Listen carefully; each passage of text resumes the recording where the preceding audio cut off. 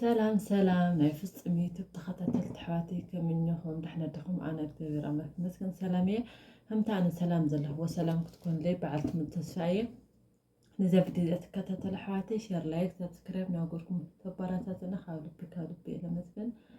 إنه حدش تزخونكم الأول شير لايك سبسكرايب ناقولكم بيتسابكم كنو أقدمكم بيتساب زخونكم الأول كومنت لايك هانا طريقتكم كومنت الأول لا صحافكم إنه أجخيتو لنا حواتي لون كاولب مسكن حواتي معري لو ما عن تحيز لكم المطخة أقط أمين طفي لي أغني انفر بفيسبوك دس لكم حتى سني بيت بلون دس لكم حتى سني لكم يرى أنا دس لكم حتى لحاتتكم حواتي كاولب مسكن نعيك وقبز نعيك تنكر سلم وقواركم كاولب مسكن حواتي معري أنا لو ما عن تحيز لكم المطخة بحطهم مسرت أنا وين بتاقعمي بحتاخد مسرت مدسلكم إلى أمازين لأنه ما عند حتى بفيسبوك لحتتكم نحواتي أخو مسلكم بيوتيوب لحتتكم لا أوقات علي بارتي أخبر لكم كأقرأ لكم أنا بفيسبوك لحتتكم نحواتي كم بسلكم مالتي نعم مجمري حتى هاني بالفكر لحتتني كنت أتعا يا أخي مسيكرتا كنت تتعايي إكتاير أملاك مسكن تصبو أي واطيحة نور حساس ودسل خنكو تصبو أي واطيحة حنكي دسل لنا قورك أي واطيحة إكتاير مسكن كنت تتعايي هنوي تصبو أي واطيحة مالتيو كال أي حتنا نهانوي فكر يزلون فصم من إياه أبيك توديدا فصم قوريوت يبهال توليد زعاو خلو وردا أصوم برتات أبي عد مسانو قشت أديا ويكا عد خورا مالتيو أزتولد عاية سالساي حتناون يلي خوي كم قدمنا تل أنكو عسلام مزأخي فصم من إياه أبي توديدكي سدت كمي ترئيو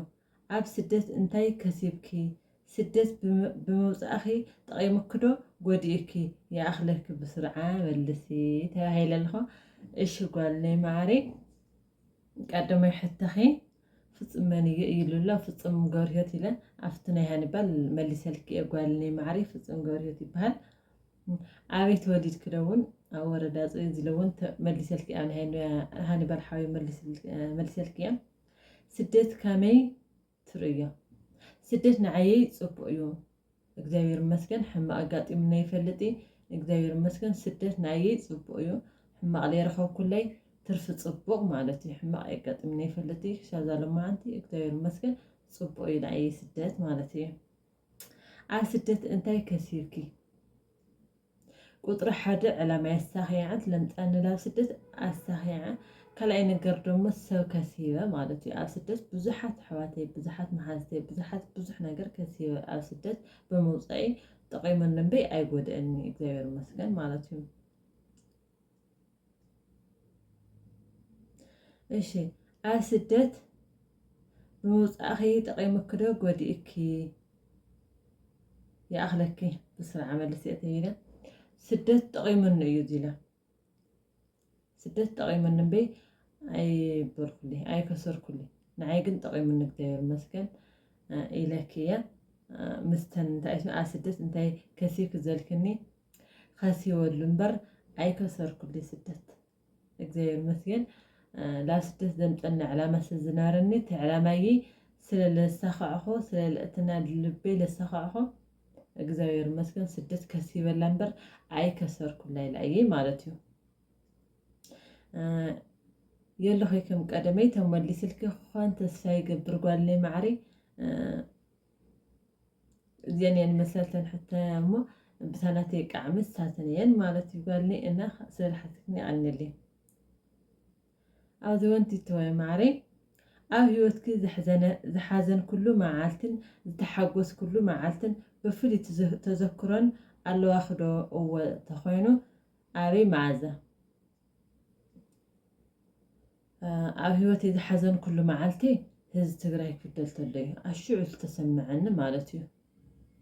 ህዝቢ ትግራይ ኩናት ክውልዕ ተሎ ዝተሰምዐኒ ህዝበይ ክፀነት ህዝበይ ክጠፍ ኣዶ ትግራይ ክሓዝን ተላ ኣዶ ወዳ ክሕረድ ክቕተል ክርስቲያን ብዘይ ልሐሽ ብዘይ ሓሺ ኣሕዋትናይ ሓትናይ ክድፈራት ኣለዋ ኣሽዑ እዩ ተሰምዐኒ ማለት እዩ ዝሓዘን ኩሉ በቃ እስቲ ኣብ ትግራይ ኩናት ትወልዕሉ ሰዓት እየ ዝሓዘን ኩሉ ብርግፅ ብእግዚኣብሔር ለወረደ እንተኮይኑ ምንም የትልድኻ ግን በቃ ህዝበይ ክጉዳእ ተሎ እየ ዝሓዘን ኩሉ ልትሓጎስ ኩሉ መዓልትና ህዝበይ ካብ ፀልማት ብርሃን ክወፅ ተሎ ተሓጎስ ኩላ መዓልቲ ኣሽዑ እየ ተሪእኹምዎም እዞም ናይ መቐለ ወላዲና መጀመርያ ሰላም 19 ገብርኤል ብተሓጎስቲ ማዕረኽ እንዲና ፍቆት ከም ዝነበረና ብተሓጎስቲ በቃ ሕውስ በኽያቲ ሓጎስ ልተሓዋወሰላ ሰዓት ዝነበረት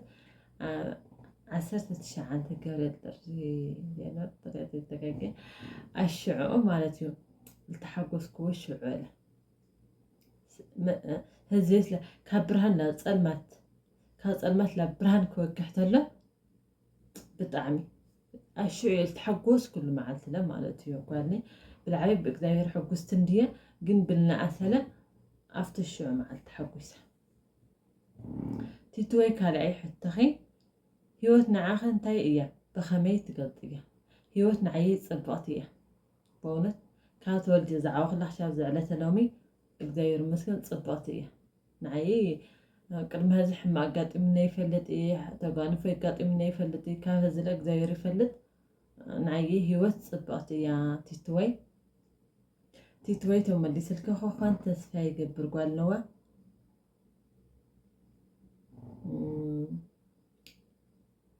ኣብዚ እውን ናብ ራብዓይ ሕቶ ክንከተለና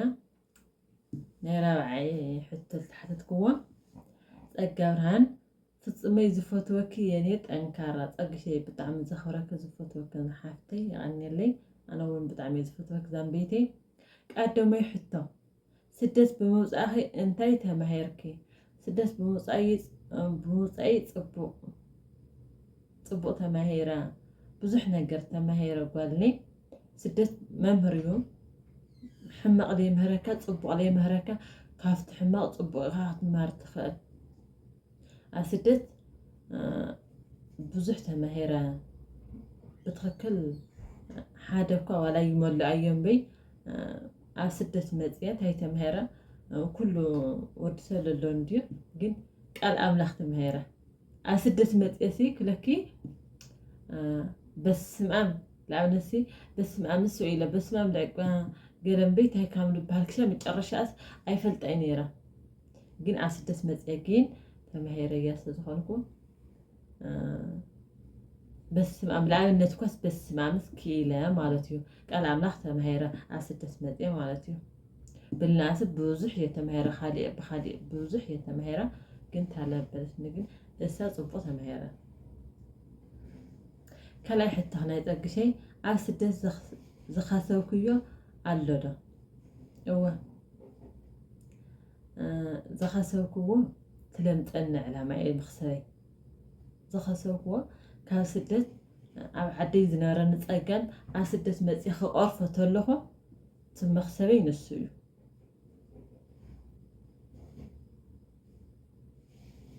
ንሱ ይፀግሸይ ዝኻሰብ ኩሉ ማለት እዩ መኽሰበይ ዕላማይ ተሳኺዐ እሱ ክስበይ ለምፀኒ ካብ ድኽነት ኣብ ፀገም ድየ ነይረ ታየ ነይረ ኣብ ስለዝነበርክዎ ዝኻሰብ ኩሉ ንሱ እዩ ጓልኒ ማዕረይ ማለት እዩ ተመሊስልክ ኾን ተስፋ ይገብር ፀግሸይ ማዕረይ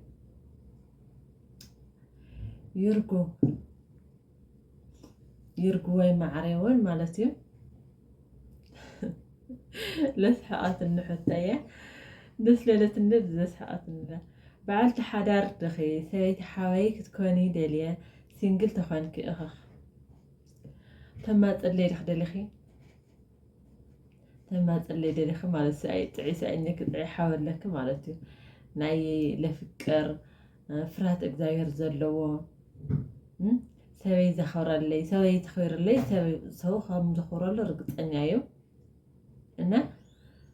ካብኡ እውን ቅርሺ ለይ ሓትት ክኾነ ኣለዎ ከባቢ ማለት እዩ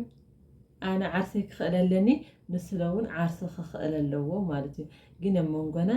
እምነት ፍቅሪ ፍርሃት እግዚአብሔር ለለዎ ሆነሎ ማለት እዩ ግን ኣነ ዓርኪ የብለይ ካልአይቲ ከውዚ እውን ኣብርሀት ገብረ ገርግስ ካልአይቲ ክን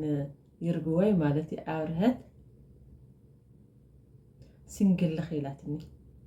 ሲንግል የቱን ሰባት ዋ ሲንግል የብስሩስ ሲንግል ካ ሲንግል ማለት እዩ ኣብ ሲንግል ለሎ ነፅነት ለውን ኣብ ካልእ ሲንግል የለ ብስሩ ብትክክል ማለት እዩ ኣብ ሲንግል በይንካ ተሓሶና ደብል ኮይንካ ተሓሶ ብጣዕሚ ኣፈላለየ ኣለዎ እዩ ማለት እዩ ኣሕዋተይ ማዕረይ ማለት እዩ እና ሃየ ተሻኸታ ይርጉና ኣብረት ተሻኸታ እሞ ኣጋጫላ ሓዲኣኸን ማለት እዩ እና ከጋብዘክን ሙዚቃ እሞ ያው ብድሕሪኡ ሓሲብክን መልሲ ሃባኒ ማለት እዩ ኣብ ኮመንት መልስኽን ኣብ ኮመንት ማለት እዩ ሲንግል ድየ ሲንግሊ ኣብ ኮመንት ሓሳብክን ማለት እዩ እና ኣዚኣና ሙዚቃ ከጋብዘክን ለኣኻትን እሞ ብድሕሪኡ መልሲ ለኣኻትን እያ ማለት እዩ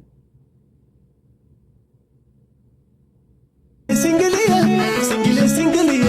ዓጀኻ ሲንግልየ ኣይትኾን ኣብዶና ናካ ዝበላዶና ሰሚዕኸን ኣተኾነ ተስፊ ግብር ማለት እዩ እዚኣ ሰሚዕኸን ኣብርሀትና ይርግወይ ተሻኸየትክን ተወስዳኒ ማለት እዩ ዝሲንግል ለ በዓል ተሓዳር ትኽልኤልክን ሰቕልክን ከይተተረፈ ማለት እዩ እና ኣሕዋተይ ማዕረይ ብጣዕሚ እየ ዝፈትወኩም ብጣዕሚ እየ ዘኽብረኩም ኩለኹም ተኸታተልተይ ዘለኹም ካብ ልቢ እየ ለመስግን ኣይዞኸይ ሞራል ትውኒ ተጣናኽርኒ ትጠፍእ ኣለኸውን ትብልኒ እዎ ምስቲ ዝነበረን ሮመዳ ካብ ዝልዳሓር ኣይጠፍእ ክመፅእ እየ ዋላ ዘን ኣሕዋተይ ብትክክል ኣብ ስለተኣትየለይ ለኣቢለ ንዕርኽታ ድየን ገለለን ትመፅእ ኣለኸን እውን ካብ ልቢ እየ ለመስግን በእውነት ማለት ምስ ዘለና ስራሕ ስለምጥፍዐ ብኣይልክን ስለትመፅእ ኣለኸን ዕርኽታ ኾንክን ገለ ኾንክን ካብ ልቢ የመስግን ካብ ህዚ ግን ክመፅእ እየ ማለት እዩ ኣሕዋተይ ማዕረይ እና ናይ ሎማዓንቲ ሒዘልኩም ዝመፀኹ እዚአን ነይረን ኣብ ቀፃላይ ሕተለ እውን ናይ መለስኩልኩም ኣሕዋተይ ለውን ክምልሰልኩም እየ ክቕፅል እዩ ገና እየ ቀዳማይ ባርቲ ሰሪሐኛ ካልኣይ ባርቲ ለውን ብዩቱብ እና ብፌስቡክ ዝተረፍኩም ኣሕዋተይ ለውን ክምልሰልኩም